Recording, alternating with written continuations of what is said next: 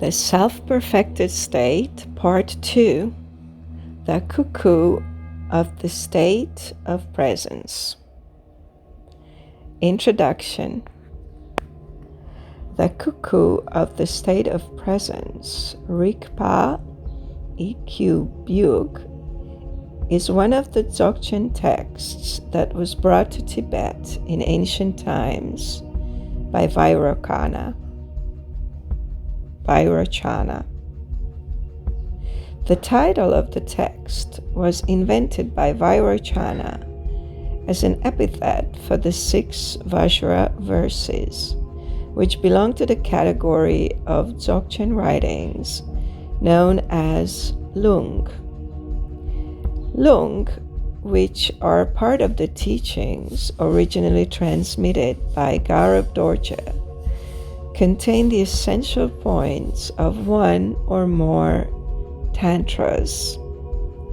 The 6 Vajra verses, so called because they explain the primordial condition of the individual, sum up the essence of the base, path, and fruit of Dzogchen.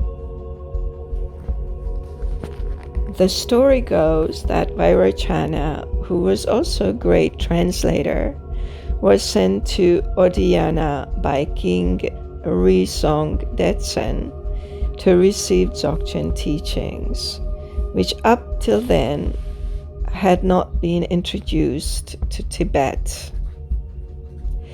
Padmasambhava had already transmitted Dzogchen teachings to his Tibetan disciples, but what he transmitted were mostly precepts linked to the methods of transformation of the Anuyoga. In Odiyana, Vajra met the master Sri Singha, who taught him both sutras and esoteric teachings by day, and taught him Dzogchen by night. Because of the ban on Dzogchen teachings imposed by the king of Odiyana, Vajra also translated a number of texts with the collaboration of Sri Singha, and it is said that he wrote them in goat's milk on white cotton in order to keep them secret. When he arrived back in his native country, he began to transmit the Dzogchen teachings to the king and to a select few others. The text of the 6 Vajra verses was in fact the first text he introduced to Tibet, and so he gave it the name The Cuckoo of the State of Presence, a sign of good fortune and glory. In Tibet, the cuckoo is considered to be a sign of good fortune and prosperity because it heralds the arrival of spring. When the Tibetan people heard a cuckoo's song, they knew that the long cold winter was about to end and that nature was about to awaken again. Thus the cuckoo's song is compared by Vajra to the awakening of the presence of the primordial state that became possible with the introduction of the Dzogchen teachings in Tibet. Over the course of the centuries, the Dzogchen teachings have at times been the target of criticism and defamation aimed at them by some Tibetan scholars. One of the ways in which some of these people try to prove that the Dzogchen texts were not authentic was by suggesting that there were errors of Sanskrit grammar in the titles of many Dzogchen tantras. What this in fact shows is that these denigrators of the Dzogchen teachings did not know of the existence of the language of Odiyana, from which the tantras were translated into Tibetan by Vajra and other masters. But the practitioners of Dzogchen have never had any interest in forming a sect or in defending themselves and getting into arguments with others, because the principal thing in Dzogchen is the state of knowledge, which is not concerned with externals. Today, however, the historical authenticity of the Dzogchen texts can be proved, thanks to certain texts rediscovered among the Tun Huang manuscripts, which are considered original and authentic by all scholars.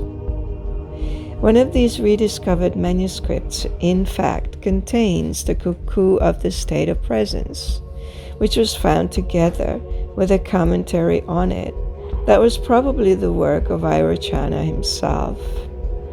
These texts pass on to us some of the most ancient Dzogchen teachings, which reflect the original spirit of the oral tradition, in particular that of the series of the nature of the mind.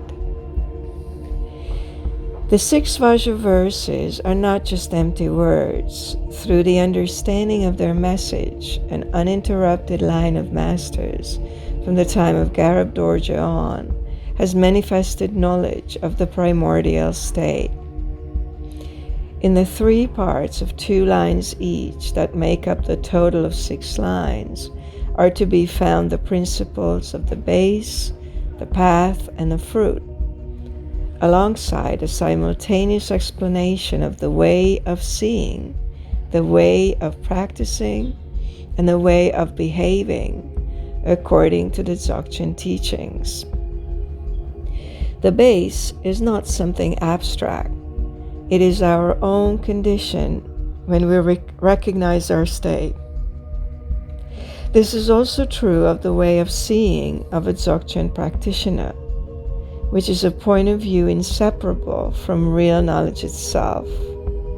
The path is the means to develop this knowledge through the various methods of practice, and the fruit is the realization of uniting one's way of behaving with the state of presence, so that one's contemplation and one's daily activities are totally integrated. Through an understanding of the 6 Vajra verses, we can gain direct access to the essence of Dzogchen.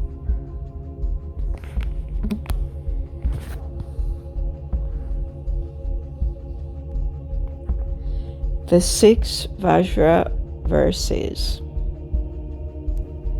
The nature of phenomena is non-dual, but each one in its own state is beyond the limits of the mind. There is no concept that can define the condition